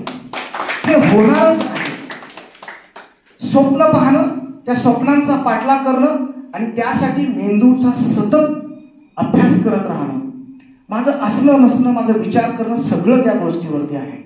मी एक साधी गोष्ट वाचली की डाऊन शिफ्टिंग नावाची थेरी आहे. तर डाऊन शिफ्टिंग नावाची थेरी काय सांगते तर आमच्या सगळ्या प्राण्यांचा मेंदू एकसारखा आहे. फक्त मानवाला एक वरदान मिळालंय की त्याच्या मेंदूचा आम्हाला डावा आणि उजवा भाग माहिती आहे. डाव्या मेंदूमध्ये आमचं लॉजिक, गणित, तर्क या सगळ्या गोष्टी आहेत. तो उजव्या मेंदूमध्ये आमच्या भाषा, कला या सगळ्या गोष्टी आहेत. गार्डनरनं आम्हाला विविध बुद्धिमत्तेचे पैलू आणि घटक सांगितले की मानव हा विविध बुद्धिमत्तेचा धनी आहे आणि ती केंद्र आमच्या मेंदूमध्ये आहेत. पण आमच्या निसर्गानं अजून मानवाला अजून एक लेअर केलेला आहे जो प्राण्यात आणि आमच्यात फरक आहे. तर प्राण्यांच्या आणि आमच्या मेंदूमध्ये एकच समान गोष्ट आहे, ते म्हणजे आम्हाला जन्मजात मिळालेले जे षडरिपू आहेत ते आम्हाला दिलेले आहेत, ते प्राण्यांना पण दिलेले आहेत. प्राण्यांना पण राग येतो, प्राण्यांना पण काम आहे, सगळ्या गोष्टी त्यांना आहेत, त्याच आमच्याकडे पण आहेत. पण मग आमच्याकडे तो जो तळाला असणारा जो समान मेंदू आहे त्याच्यावर एक मेंदू ठेवला आणि त्याला डावे उजवे भाग दिलेले आहेत. शिकण्याच्या प्रक्रियेमध्ये जेव्हा आमच्या वरच्या मेंदूला काही आम्ही विचार पोचवतो, तो विचार आमच्या शारीरिक किंवा मानसिक आघातामधून होतो, अपमानामधून होतो, तेव्हा आमच्या वरच्या मेंदूकडून रक्तप्रवाह खालच्या मेंदूकडे व्हायला सुरुवात होते आणि आमचा पशु व्हायला लागतो. उदाहरणार्थ, मी आता इथं आलो आणि आबासाहेब मला फटकन रागानं काहीतरी बोलले, तर 4 माणसात तुम्ही मला बोललात, हे चांगलं नाही झालं. मी हर्ट होतो. की माझ्या इमोशन्स, माझ्या वरच्या मेंदूकडून माझा रक्तप्रवाह खाली न्यायला जातो. पूर्ण वेळ कार्यक्रम संपेपर्यंत मी त्याचाच विचार करत बसलेलो असतो. मी बदल्याचा विचार करत असतो. मी आबासाहेबांना चांगलं सुनवेन, मी त्यांना चांगलं दाखवेन, या मानसिकतेमध्ये असतो. म्हणजे मी पशूच्याच विचारांमध्ये करत असतो. मुलांच्या शिकण्यामध्ये हा अडथळा होतो, पण माझ्या जगण्यामध्ये पण हा सतत अडथळा येतो. जगात कुणीच परिपक्व माणूस नाही आणि जगात आमचं कुणाशी सगळ्यांशी 100% पटतं असंही कुणी नाही. अनेक वर्ष एकत्र घालवल्यानंतर आम्हाला कळतं की पती पत्नींच्या मध्ये सुद्धा हे नातं आम्हाला तयार करता येत नाही, कारण माणूसच आहे तो शेवटी. मग मी या सगळ्या गोष्टींचा विचार करून मी माझ्या मेंदूला नियंत्रित कसं करायचं हे स्वतः शिकतो. इन्सर्ट काही क्षणात मी डिलीट करतो. मला जे काम करायचंय त्याच्यावरती मी फोकस करतो. मी पाहिलेलं स्वप्न आहे, त्या स्वप्नाचा पाठलाग करताना मी कोणत्याही गोष्टींच्या अडथळ्यांचा बाऊ करत नाही आणि म्हणून मी यशस्वी होतो. ह्या यशस्वी झालेल्या सगळ्या माणसांनी हेच केलेलं आहे आणि म्हणून ते यशस्वी होतात. अंगावर उभं राहून कुणाचं किती क्षेत्र, कुठपर्यंत, किती वाव, किती हात, सगळं त्यांना माहिती होतं. बुद्धिमत्ता ही कुणाची मक्तेदारी नाही आहे. जशा फिंगरप्रिंट्स आणि ब्रेन सेल्स या डिफरंट आहेत, तसं प्रत्येक मूल शिकू शकतं. आम्हाला ज्ञान रचनावादानं दिलेला विश्वास आहे आणि हे सत्य आहे. जगाच्या पाठीवर घडलेली गोष्ट आहे. मी शिक्षक आहे आणि माझं पहिलं काम हे मुलांना घडवण्याचं आहे. तर मुलांना काय घडवायचं आहे? मुलांना फक्त विचार करण्याची शक्ती प्रदान करायला शिकवायचं आहे. मुलं आपले आप शिकतात. वर्गातल्या 100 मुलांच्या मध्ये 20 मुलांना तुमची गरजच नसते, तुम्ही नसता तरी ते शिकले असते. मधले 60 मुलं त्यांना थोडंसं पुश करायला, थोडीशी दिशा दाखवायला लागते. उरलेले जे 20 असतात, ज्यांना आम्ही बॅक बेंचर्स म्हणून किंवा गाळ म्हणतो, त्यांना तुमची 100% गरज असते. आणि म्हणून शिक्षक म्हणून माझ्या समोर फक्त ते माणसाचं मूल असतं. ते कोणत्याही जातीचं, पंथाचं, वंशाचं, धर्माचं, भाषेचं, प्रदेशाचं नसतं. आणि ते शिकू शकतं हा विश्वास घेऊन मी त्याच्याकडे जातो. मी त्याच्या शिकण्यातले अडथळे शोधतो. ते अडथळे दूर केले की ते शिकू लागतं. माझ्याही शिकण्यामध्ये खूप अडथळे होते. अतिशय महान कार्य करणाऱ्या सर्व शिक्षक वर्गांना, उपस्थित सर्वांना, इथं अनेक मान्यवर आहेत. ज्ञानवर्धिनी सामाजिक सेवा, ज्ञानभारती सामाजिक सेवा संस्थेचे सर्व सन्मान्य पदाधिकारी, सचिव, आदरणीय जरे साहेब, या सगळ्यांना मी मनोपूर्वक धन्यवाद करतो. तुम्हाला शिक्षक दिनाच्या खूप खूप शुभेच्छा देतो आणि थांबतो. जय हिंद, जय महाराष्ट्र. जय सेवा संस्था या संस्थेच्या वतीनं प्राथमिक आणि माध्यमिक शाळा चालवली जाते आणि या माध्यमिक आणि प्राथमिक शाळेतल्या सर्व शिक्षकांचा आज 5 सप्टेंबर निमित्त शिक्षकांचा सत्काराचा कार्यक्रम या ठिकाणी आयोजित केलेला आहे. या कार्यक्रमाच्या निमित्तानं उपस्थित असलेले या संस्थेचे आदरणीय अध्यक्ष बाबा, प्रमुख पाहुणे आदरणीय आझाद सर, त्याचबरोबर या गावच्या सरपंच फरांदे मॅडम, ज्यांनी आपल्याला अत्यंत चांगल्या प्रकारचे व्याख्यान दिलं आणि आपल्याला इन्स्पायर केलं, असे आदरणीय अविनाश जगताप सर, सर्व सन्मान्य व्यासपीठ आणि शिक्षक बंधू म्हणून काही बाबी निश्चितच आबांच्याकडून तुम्ही सर्वांनी घेतलेल्या आहेत आणि त्या पुढे नेण्याचा प्रयत्न केलेला आहे. जगताप सरांनी आता आपल्याला व्याख्यान दिल्यानंतर मला एक थोडीशी वेगळी गोष्ट आठवली. फारसं काय बोलणार नाही मी, पण 2-3 मुद्दे तुमच्यासमोर मुद्दाम ठेवणार आहे. जगताप सरांनी बघा सांगितलं डाऊन शिफ्टिंग थिअरी. हा कदाचित तुम्हाला विषय समजला असेल किंवा नसेल किंवा डोक्यावर गेला असेल किंवा वाचला असेल, मला नेमकं माहिती नाही. परंतु 1-2 गोष्टी तुम्हाला इन्स्पायर या शब्दातून सांगतो. या सकाळीच येत असताना व्हॉट्सअपला आमचे माजी शिक्षणाधिकारी उदयशी भोसले साहेबांचा एक मेसेज आला शिक्षक दिनाचा, तो वाचला. मेसेज तुम्ही ऐकलेला आहे, वाचलेला, आतापर्यंत अनुभवलेला आहे. पहिलं वाक्य असं म्हटलं होतं, शिक्षक कोणाला म्हणावं तर शाळेमध्ये वर्गामध्ये जो एक्सप्लेन करतो तो एक शिक्षक. दुसरं वाक्य असं होतं, शिक्षक कोणाला म्हणावं, तर जो शाळेमध्ये वर्गामध्ये डेमॉन्स्ट्रेशन करतो, म्हणजे दिग्दर्शन करतो, दाखवतो आणि नंतर प्रत्यक्षात विद्यार्थ्याला शिकवतो, तो एक शिक्षक. आणि तिसरा असं होतं, शिक्षक कुणाला म्हणावं, जो शिक्षक विद्यार्थ्यांना इन्स्पायर करतो, शिकण्यास प्रवृत्त करतो, तो शिक्षक. आणि मी तिन्हीच्या कॅटेगरी दिल्या होता. पहिल्या कॅटेगरीमध्ये फक्त शिक्षक होता. दुसऱ्या ह्याच्यामध्ये जो शिक्षक दाखवला होता, म्हणजे जो काय म्हटलं ना, डेमॉन्स्ट्रेशन करणारा, दिग्दर्शित करणारा शिक्षक, तो आदर्श शिक्षक. आणि तिसरा कॅटेगरीमध्ये म्हटलं तो ग्रेट शिक्षक असं म्हटलं होतं. आता मित्रांनो, जगताप साहेबांनी बघायचं तुम्हाला जे काही मगापासून तुमच्यासमोर मांडलं, सांगितलं, त्यांनी सांगितलं त्याच्यामध्ये अत्यंत चांगलं. हे सगळं सांगण्यापाठीमागचं कारण असं आहे की जगताप सर मला वाटतं 2008-9ला राज्याच्या रिसोर्स पर्सन म्हणून काही आपल्याला शिक्षक दिले जातात आणि त्याच्यातून RP म्हणून त्यांनी राज्यभर काम केलेलं आहे. असे प्रत्येक तालुक्यातले 4-2 शिक्षक निवडून घेतले जातात. जगताप सर मी जावलेला गट शिक्षक अधिकारी असतात त्या ठिकाणी होते, त्यांचं नाव आपण पुढं कळवलं आणि दिलेल्या संधीचं सोनं केलं त्या माणसानं. थोडक्यात सांगतो मला, अत्यंत चांगलं. राज्यभर अशी हजारो लाखो व्याख्यान त्याने दिलेले आहेत. अनेक शिक्षकांना इन्स्पायर केले, अनेक ठिकाणी ते जातात, बोलतात. नुसतं बोलतात असंही नाही, तर मी प्रत्यक्षात त्यांचं अध्ययनाचं काम केले. 2005 ते साधारणतः 17 सालापर्यंत त्यांच्या वर्गाच्या तपासण्या, पाहण्या सगळं मी केलेलं आहे. जो वर्गातही स्वतः काम करतो आणि प्रत्यक्ष बाहेरील लोकांचं, म्हणजे बोले तसे चालेल त्याची वंदावी पावले म्हणतात. आता मला हे अलंकारिक शब्द फारसं बोलता येत नाही, कारण तर थोडंच बोलतो. तसं त्यांनी वर्गात सुद्धा काम चांगलं दाखवलं. त्यांनी सांगितलं बघा, शिष्यवृत्तीच्या बाबतीत सुद्धा त्यांचं काम इतकं चांगलं आहे. आणि एकाचं गेलं की संसर्ग शेजारच्याला होतो, संसर्ग तिसऱ्याला होतो. ऑटोमॅटिकली जावली तालुका आम्ही 2005 ते 10च्या दरम्यान राज्यामध्ये शिष्यवृत्तीला एक वेगळा आला, जावली पॅटर्न म्हणून नामांकित केला गेला होता. त्याचं कारणच आहे, एक प्रेरित झाला की दुसरा होतो. काही शिक्षकांनी इथं बोलताना त्यांच्या व्यथा मांडल्या, सांगितलं की जिल्हा परिषद शिक्षकांचा सत्कार होतो, त्यांना एक आदर्श बहुमान मिळतो, काही इतर ठिकाणचा मिळतो. खरं आहे, तुमच्याकडे तसा फारसा होत नसला किंवा तेवढ्या मोठ्या स्वरूपात नसला तर हा सुद्धा फार मोठा सत्कार आहे लक्षात ठेवा.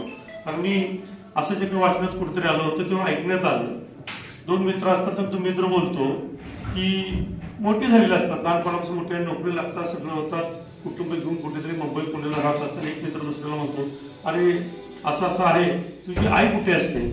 तो म्हणतो, गावाकडे माझा छोटा भाऊ असतो, त्याच्याबरोबर ती आई वडील वगैरे सगळे तिकडे असतात, मी इकडे नोकरी करत असतो.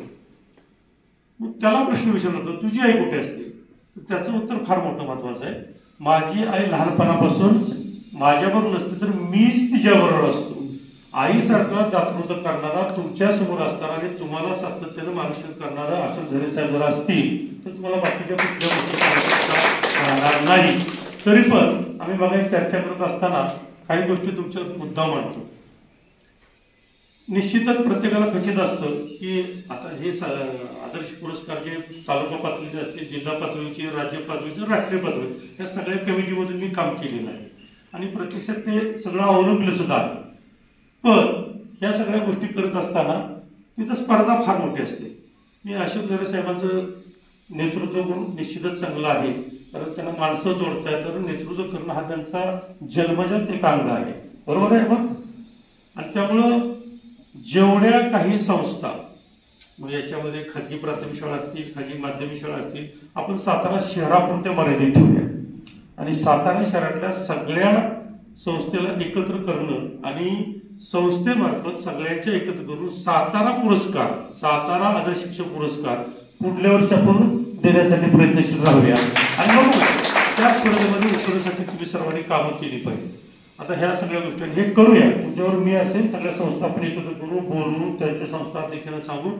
कसं काय म्हणताय तुम्ही कुठल्याही क्षेत्रातल्या, ठीक आहे, दुरून डोंगर साजरे असतात, प्रत्येक जण सांगितलं. तर पोलिसाची नोकरी तुम्हाला सर्वांना त्याच्या अंगणात गेलं तर कळतं त्याच्या नोकरीला काय किंमत आहे, जवळून गेलं तर कळतं की त्या नोकरीला काय किंमत आहे. अरे प्रत्येक नोकरीपेक्षा हे एक आहे की सकाळपासून संध्याकाळपर्यंत अगदी 5 वर्षीय मुलांपासून 15-20 वर्षीय मुलांच्या मध्ये खेळायला मिळतं, राहायला मिळतं, त्याचे विचार आहेत. आणि तितकं बारकं होऊन राहायला मिळणं यासारखं कुठलंही सुख नाही. म्हणून बऱ्याच लोकांनी शिक्षकाच्या नोकरीचा आनंद वेगळा नोकरी सांगितलेला आहे. त्यामुळे त्या क्षेत्रात तुम्ही काम करताय आणि त्या पद्धतीने तुम्हाला आता या ठिकाणी एकत्रित गुंफून करून आज तुमच्या शिक्षकांचा सर्वांचा सत्कार केला. हा सत्कार पुढल्या वर्षी या दिवशी आपण एकत्रित वेगळ्या विचाराने जमणार आहे. तोपर्यंत आपण तुम्हाला सर्वांना या वर्षाच्या आणि पुढल्या वर्षाच्या ॲडव्हान्स हार्दिक शुभेच्छा देऊन या ठिकाणी आम्हाला बोलवलं, आमचा स्वागत सत्कार केला, त्याबद्दल धरे साहेबांचं मनापासून आभार आणि कौतुक करतो आणि या ठिकाणी थांबतो. धन्यवाद. ज्यांची ओळख म्हणूनच शिवचरित्र कीर्तनकार म्हणून आहेत हरिभक्त परायण आझाद महाराज गुजर माऊली प्रतिष्ठान मुंबईचा 2017चा शिवगंध पुरस्कार आणि गजवली प्रतिष्ठान 2020 साली कैलासवासी बळीभाऊ कदम समाजभूषण पुरस्कार आणि भक्तवली प्रतिष्ठानचा 2022 सालचा साहित्य ज्ञानदर्पण पुरस्कार असे पुरस्कार प्राप्त. त्याचबरोबर अवघ्या महाराष्ट्रभर नव्हे तर देशभर आपल्या व्याख्यानातून कीर्तनातून प्रवचनातून समाजमनाचं भान बदलणारे आणि समाज मनाचे भान जागवणारे असे सुप्रसिद्ध वक्ते आमच्या आबांच्या कृपाशीर्वादानं आज आम्हाला आपल्या सर्वांना ऐकण्यासाठी प्राप्त झालेले आहेत. तरी त्यांचं सुश्राव्य वक्तृत्व ऐकण्यासाठी मी त्यांना निमंत्रित करतो. माननीय श्री आझाद माध्यमिक विद्यालय तसेच गोकुळ प्राथमिक शाळा आणि या संयोजनातून या ठिकाणी सुरू असलेला हा शिक्षक दिनाचा अत्यंत सुंदर असा उपक्रम आणि कार्यक्रम. या संस्थेचे संस्थापक अध्यक्ष आम्हाला वंदनीय असणारे आमचे मार्गदर्शक आदरणीय अशोकराव जरे तथा आबा, त्याचबरोबर या कार्यक्रमासाठी उपस्थित असणारे माजी शिक्षणाधिकारी जाधव साहेब, शिक्षक आणि विद्यार्थी यांच्या अंतरंगाचं सुरेख संगम उलगडणारे व्यक्तिमत्व आदरणीय अविनेश जगताप साहेब, या गावच्या सरपंच आदरणीय करीताई, त्याचबरोबर विद्यमान सदस्य, व्यासपीठावर इतर असणारे उपस्थित मान्यवर, समोर जमलेले सर्व शिक्षक शिक्षकेतर कर्मचारी आणि सूत्रसंचालनाच्या माध्यमातून तुम्हा आम्हाला सर्वांना खेळवून ठेवणारे खडीसाखरेसारखे गोड बोलणारे आदरणीय शेलार सर, या सर्वांना मी वंदन करतो. खरं तर 2022 साली माझ्या प्रतिष्ठानचा एक कार्यक्रम वर्षात मोठा असतो आणि त्या कार्यक्रमाला अध्यक्ष म्हणून मी आबांना बोलवलं होतं. आबा सकाळी 11 वाजता आले आणि संध्याकाळी 6 वाजता गेले.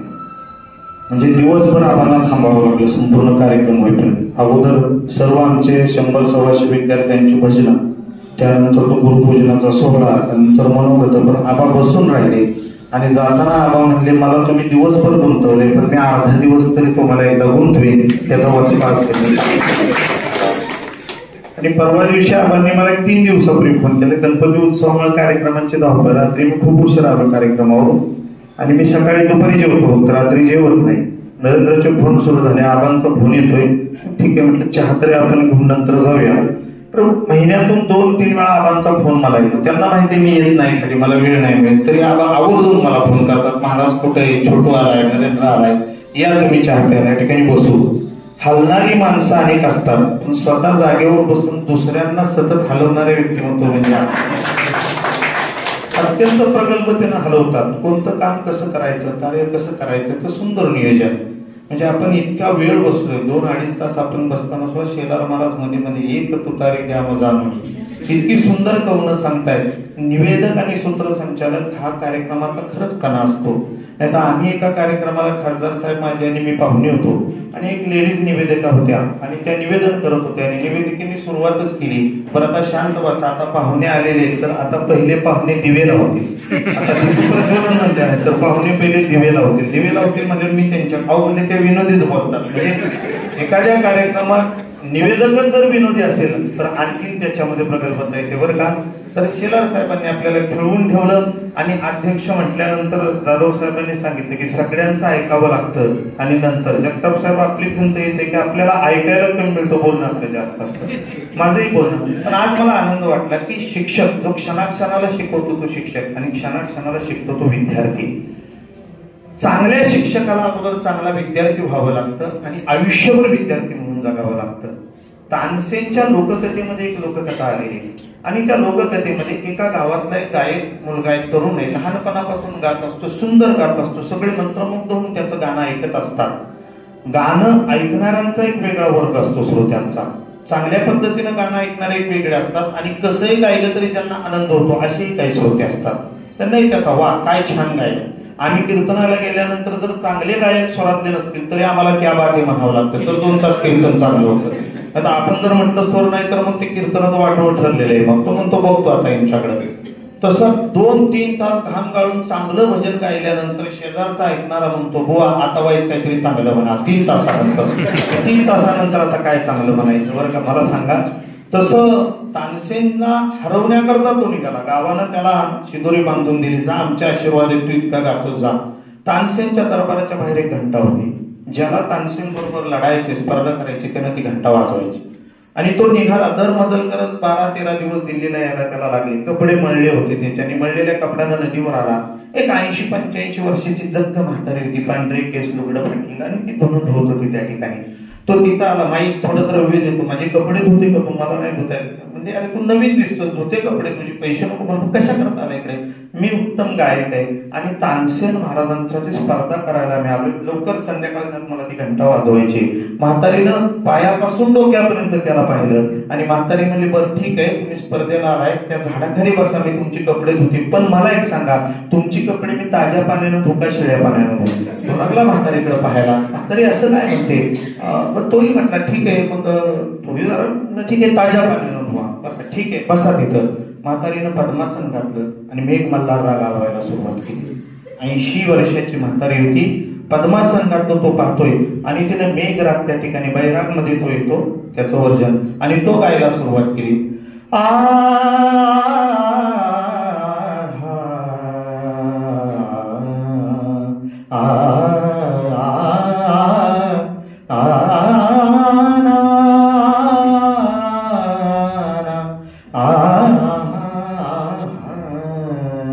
हे तुम्ही ऐकलेला राग आहे. ओंकार स्वरूपा. किंवा जुन्या काळात आपण राजेश खन्नाची गाणी डाकिया डाकलाया डाकलाया तोच बैराग राग आहे. किंवा कोई हसीना जब शोले चित्रपटातलं गाणं आहे. हा बैराग राग. पण तिनं तो गायला सुरुवात केली. आणि इतक्या सुंदर आविर्भाव तिने व्यक्त केला अंतःकरणापासून. रुदन बाहेर आलं.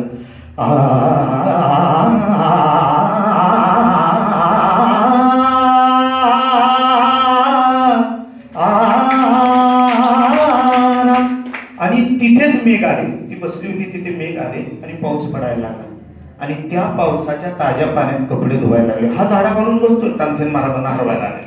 हो पण ते तानसेन लांब राहिले. त्या म्हातारीलाच पहिला हरवायला म्हणजे काय अवघड झालं कधी. आणि तो दिडमूड झाला. म्हातारी म्हणजे कपडे धुतलेत वाळलेत या आता घालायला. तो पाया पडला. आजी माफ करा म्हणले. कोण तुम्ही, कुठं शिकला. मलाही पाऊस पाड, मी गातो की मला बैराग भैरव सुद्धा गातो पण मला नाही असं म्हणले करताय. कुठे शिकला. अरे बाबा तुझ्या तानसेन महाराजांना हरवायला आलेला आहेस. तिचं नाव तुम्हाला सांगतो नंतर. तुझ्या तानसेन महाराजांना हरवायला आलेला आहे. त्या तानसेन महाराजांच्या घरी लहानपणापासून आमचं घर सेवा करतो, धुणं भांडी सगळं. आणि मी संध्याकाळी जाते आणि संध्याकाळचा प्रहर हा मेघ मल्हार रागाचा आहे आणि त्याच वेळेस माझं काम असतं आणि म्हणून तेवढ्या वेळेत मी आतापर्यंत तो राग ऐकून ऐकून शिकले. तानसेनच्या घरी त्या प्रहराला जाणारी आजी ऐकून जर मेघ मल्हार राग आलवते आणि पाऊस पाडते तर तानसेन महाराज काय असतील. आजीलाच नमस्कार केला आणि तिथूनच माघारी गेला. मी जगताप साहेबांनी जे सांगितलं मगाशी, विद्यार्थ्यांचे 3 वर्ग असतात, शिक्षकांचे प्रवर्ग असतात. त्यांनी त्या मुलीची कथा सांगितली, समस्येपेक्षा मोठं व्हायचं असतं. तसं जीवनामध्ये आपण सतत प्रवाहित राहायचं असतं, सतत ताजं राहायचं असतं. गुरु शिक्षक हा ज्ञानाचा उगम आहे आणि शिष्य विद्यार्थी त्या ज्ञानाचा प्रवाह असतो. शिष्यानं सतत प्रवाहित राहिलं पाहिजे, त्याला बाण घालताना उपयोगाचं नाही. म्हणून गुरु हा आत्मज्ञानाचा उगम आणि शिष्य त्या आत्मज्ञानाचा प्रवाह आहे. या प्रवाहाच्या आपण सगळे वाटेकरी आहात, या उगमाच्या आपण सगळे वाटेकरी आहात.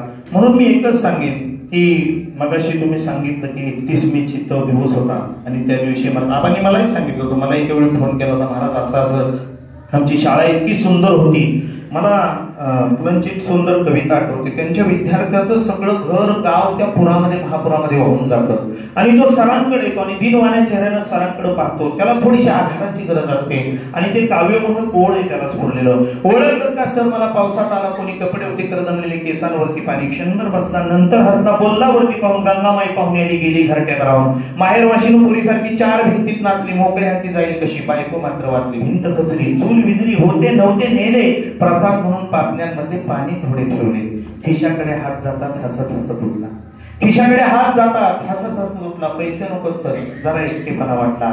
अशी एकटेपणा वाटलेली तुम्ही सर्व शिक्षक मंडळी पण मोडून पडला संसार तरी मोडला नाही करा.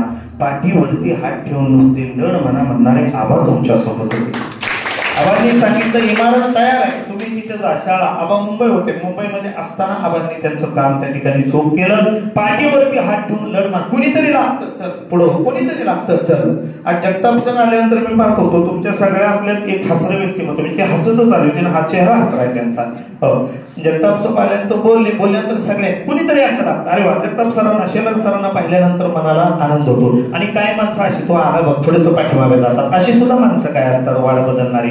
मी ज्यावेळी लहान दशेपासून माझी जवळजवळ 55 वक्तृत्वाची प्रमाणपत्र आहेत प्रथम क्रमांकाची शालेय असतील राज्यस्तरीय असतील जिल्हास्तरीय असतील आणि मग नाटक आम्ही करायचो. नाट्य संस्था होत्या आणि ऑल दी बेस्ट नाटकाचे आम्ही त्यावेळी अंग केलेले कॉलेजच्या अगोदर आणि इतकी नाटकामध्ये मी अभिनय इतकं सुंदर करायचो. पण ज्यावेळी आम्ही 10वीतून सातारला आलो आणि सयाजीराव कॉलेजला 11वीला ऍडमिशन घेतलं तिथल्या शिक्षकांना माहित नव्हतं की हा नाट्यकर्मी आहे चांगला अभिनेता आहे चांगला अभिनय करतो.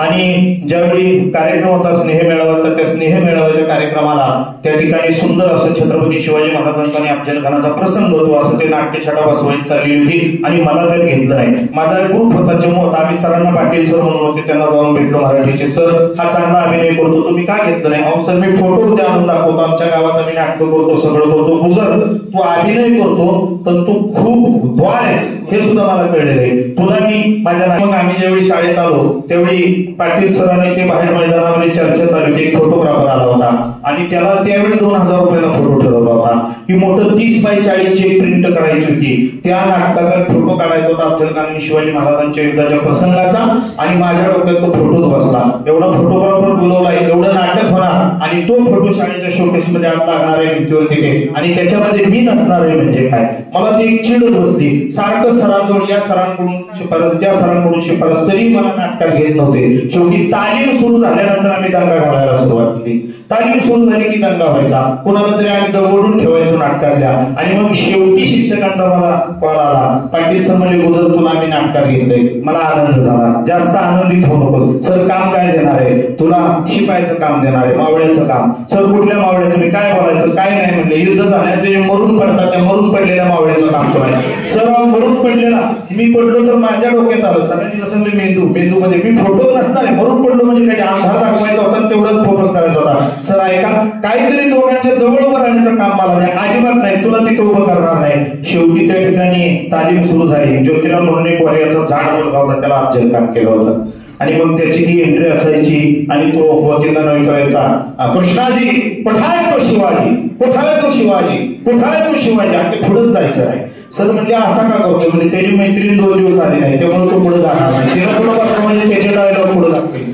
सर म्हणजे गुजर तुला भरपूर माहिती आहे सगळी. सर काय करू मी काम करू का सांगा. अफजल खानाचाही करायला तयार अजिबात नाही. अफजल खान जाड लागतो तेच पोरगं योग्य आणि खरोखर दुसऱ्या दिवशी मैत्रीण मागे येऊन बसली की त्याचे डायलॉग असे पळायला लागले सगळे.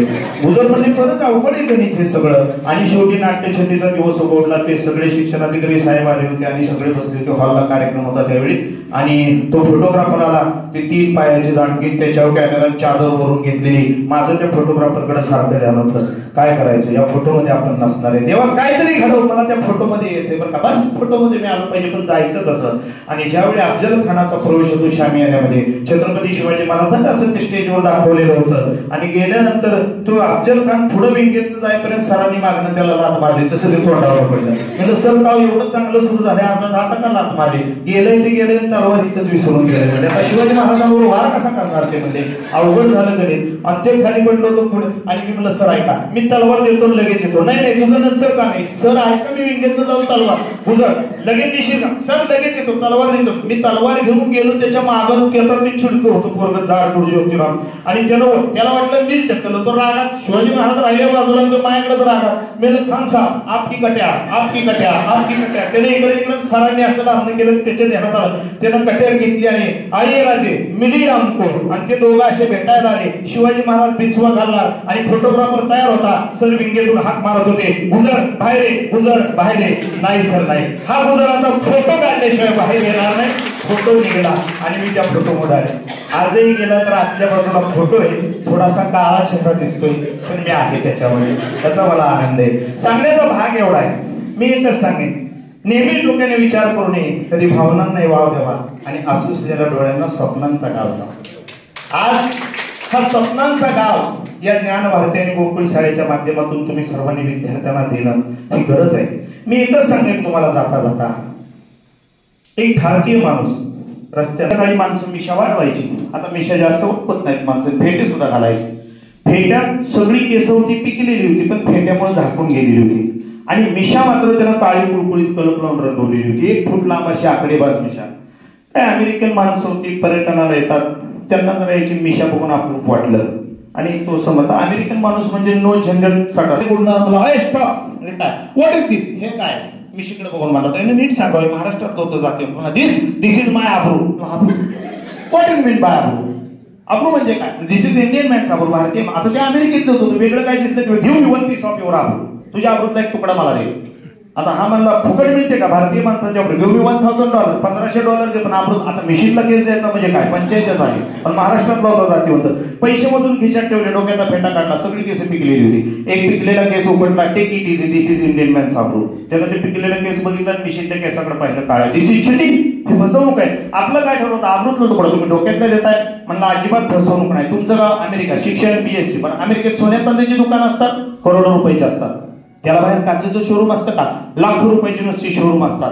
मग बेट्या मला सांग, शोरूम मधला मला दाखवायचा असतो का विकायचा? लागला बघायला त्याच्याकडे, मला शोरूम मधला मला दाखवायचा आणि विकायचा गोडाऊन मधला. तसंच आहे, which is my showroom in my godown. हा चोखोबांनी हा धागा पकडला. उसडोंगा परी रसोडोंगा काय भुलला सबरली या रंगा, कमाना डोंगी परी तिरनडोंगा काय भुलला सबरली या रंगा. हे वरचं रंग सगळं शोरूम आहे शरीर आणि आत्मकेंद्र मेंदू सरांनी जो सांगितला. सापडेली वाटे जाता गंगा स्नाना, तुकोबराय सांगतात की आत्मकेंद्राची त्या ठिकाणी महती आहे की आत्मकेंद्राजवळ आपल्याला केंद्रित व्हावं लागतं. जोपर्यंत तुमच्या गरजा किती आहेत हे कळल्यानंतर तुम्ही तेवढ्याच गरजापर्यंत सीमित राहता, तोपर्यंत तुम्हाला शून्य होता येत नाही. आणि जोपर्यंत तुम्ही शून्य होत नाही तोपर्यंत निसर्ग तुमचं अस्तित्व कधीही भरत नाही, कधीही भरू शकणार नाही. ज्यावेळी ज्ञानोबाराय सांगतात आणि भक्ती की चेशी पर्जन्याची सुटिका जैशी धरा वाचून येणार अशी गतीच नेहमी. पर्जन्य म्हणजे सुटिका, धरा म्हणजे पृथ्वी आणि धरा म्हणजे पृथ्वी आणि सुटिका म्हणजे धार आणि पर्जन्य म्हणजे पाऊस. ज्ञानोबाराय भक्तीचं परिमाण सांगतात. एकदा वारकरी पंढरपूरला निघाला की पांडुरंगाची भेट आणि तो एवढंच नातं, दुसरं काही दिसत नाही. तसं पावसाची धार आकाशातून सुटली की पृथ्वी शिवाय तिला गती देणारं दुसरं अनन्य साधनच नाही. इतकं गुरुत्व बल पृथ्वीकडे. मग फळ पदार्थाची गती त्यांना पदार्थाचं बल आणि पावसाची धार आकाशातून आली. हा गुरुत्वबलाचा सिद्धांत माझ्या ज्ञानोबांनी मांडला. टेस्ट टू पे बी अलीकडे आलं, पण ज्ञानोबाराय त्यावेळी सांगतात एखाद्या साधू संताला वाटलं माझ्या रक्ताचा अंश परमार्थाच्या भक्तीमध्ये असावा, तर ज्ञानोबाराय त्यावेळी सांगतात आणि शुक्र शोणिताचा सांधा मिळता पांचाचा बांधा, वाईट तत्वदशेला एकच झाले. पुरुषांचे शुक्र आणि स्त्रीचे शोणित एकत्र करून फलन घडवलं तर गर्भधारणा होते. हा सिद्धांत सुद्धा ज्ञानोबारायांनी त्यावेळी सांगितला.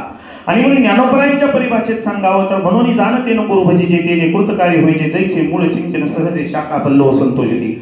मज हृदय सद्गुरु जेने तारिले हा संसार पुर म्हणून विशेषी आत्या गुरु विवेकावरी. ज्ञानोबाराय सांगतात तैसे सबाई आपले गुरुकुळी ओपले आणि आपण पेकेले भक्तीचे घर. महाराज म्हणतात गुरु ज्या दिशेला राहतात, गुरुंचं घर ज्या दिशेला आहे त्या दिशेने येणाऱ्या वाऱ्याला सुद्धा नमस्कार करावा. ही ज्ञानोबांनी गुरु शिष्याची परिणिती आपल्याला सांगितलेली आहे. आणि याच परिणितीने जर आपल्याला पुढे जायचं असेल तर आयुष्यातून जीवन जगत असताना आयुष्याची एक सकाळ येते, दुपार येते, सायंकाळ येते, रात्र येते, रात्रीनंतर जळावं लागतं, पण तुम्ही आम्ही सावध होत नाही. हा सावध होण्याचा काळ शिक्षक विद्यार्थ्यामध्ये घडवत असतो, रुजवत असतो, फुलवत असतो. आज 21व्या शतकाच्या सुरुवातीला ज्ञानाच्या नवनवीन विस्तारित क्षितिजांचा शोध घेऊन बौद्धिक पराक्रमासाठी सज्ज होणं कोण शिकवत असतील तर ते गुरु शिकवतात, ते शिक्षक शिकवतात आणि म्हणून त्यांच्या शिक्षणाच्या संहितेला अनन्यसाधारण असं महत्व आहे. मी एकच सांगेन तुम्हाला, पुसणारं कोणी असेल तर डोळे भरून यायला अर्थ आहे, कोणाचे डोळे भरणार नसतील तर मरण सुद्धा व्यर्थ आहे. हे जीवनाचं साहित्य ज्या कवींनी आपल्या काव्य प्रतिबिंब उलगडलेले आहे, तसा शिक्षकाच्या अंतःकरणातून निघालेला हुंकार ज्यावेळी विद्यार्थ्याचा संस्कार त्याच्या जीवनासाठी परिपूर्णतेने पुढे पुढे पुढे पुढे नेण्याची त्याला एक संहिता प्राप्त करून देतो, त्यावेळी खऱ्या अर्थाने विद्यार्थी घडवत असतो. कडेगावला माझं कीर्तन होतं. कीर्तन झाल्यानंतर हजारो लोक माझ्या पाया पडत होते, पण माझे 10वी पर्यंतचे वर्ग शिक्षक कडेपूरला राहतात, ते कीर्तनाला आलेले मला माहीत नव्हते.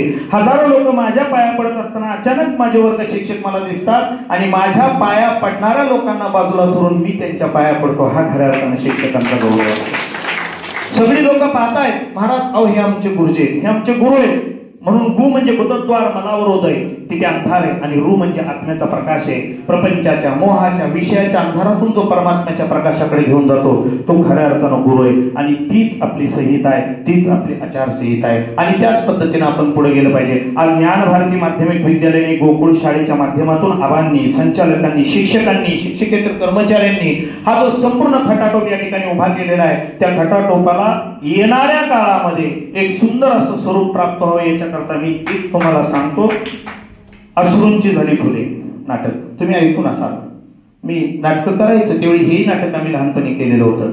त्या अश्रूंची झाली फुले नाटकामध्ये लाल्या नावाचा गुंड मुलगा आहे आणि त्याला सुधारणार एक प्राचार्य आणि त्यांची पत्नी, त्यांना मुलबाळ नाही, त्यांनाच त्यांनी मुलगा बांधला. एका गुंडाला, गुंड प्रवृत्तीच्या मुलाला त्यांनी मुलगा मानलेलं होतं. का तर त्याच्यामध्ये त्यांना बदल घडवायचा होता, ते त्याच्यात बदल घडवतात. पण एक क्षण लाल्याच्या जीवनामध्ये असा येतो की स्मगलिंगचं एक मोठं कनेक्शन पकडण्याची सुरुवात करत असताना त्याचा धागा सरांपर्यंत जाऊन पोहोचतो.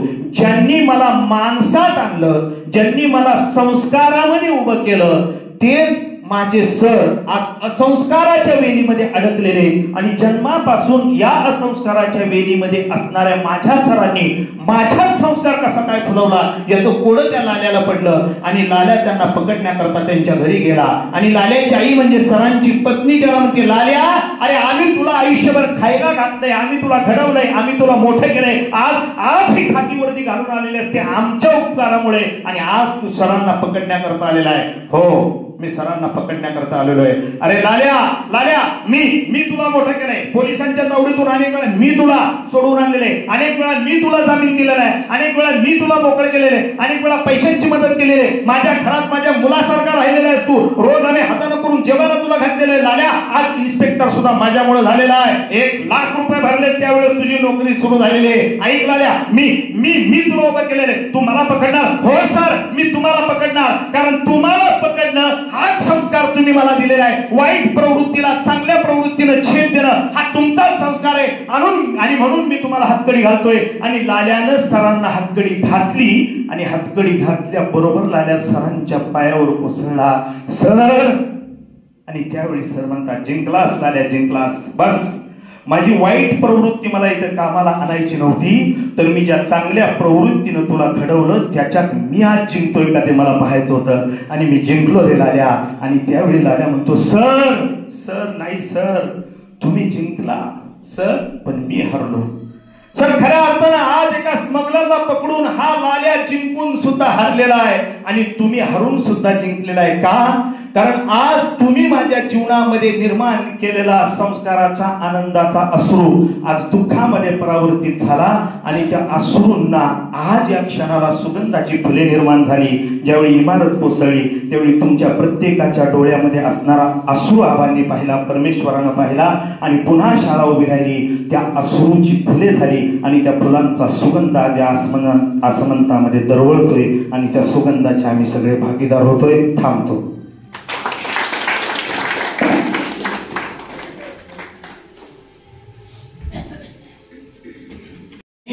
आम्हाला हा अमृत प्राशन सोहळा आवर्जून घडवण्याचं मोठं काम केलं ते आमच्या संस्थेचे अध्यक्ष आबासाहेब दरे यांचं मी सर्वांच्या वतीनं, आणि मला वाटतं आपण सगळे आहोत त्यांच्या वतीनं, एवढा मोठा वाघ यज्ञ या ठिकाणी संपन्न झाला.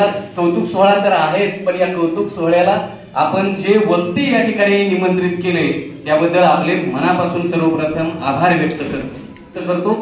आज आजच्या या कार्यक्रम प्रसंगी आपण सर्वजण आपण मंडळी एवढ्या मोठ्या व्यस्त परिसर वेळातून ज्ञानभारती शैक्षणिक संकुलाच्या या मोठ्या या कार्यक्रमाला उपस्थित राहिलात त्याबद्दल सर्वप्रथम आपले मनपूर्वक हार्दिक आभार व्यक्त करतो.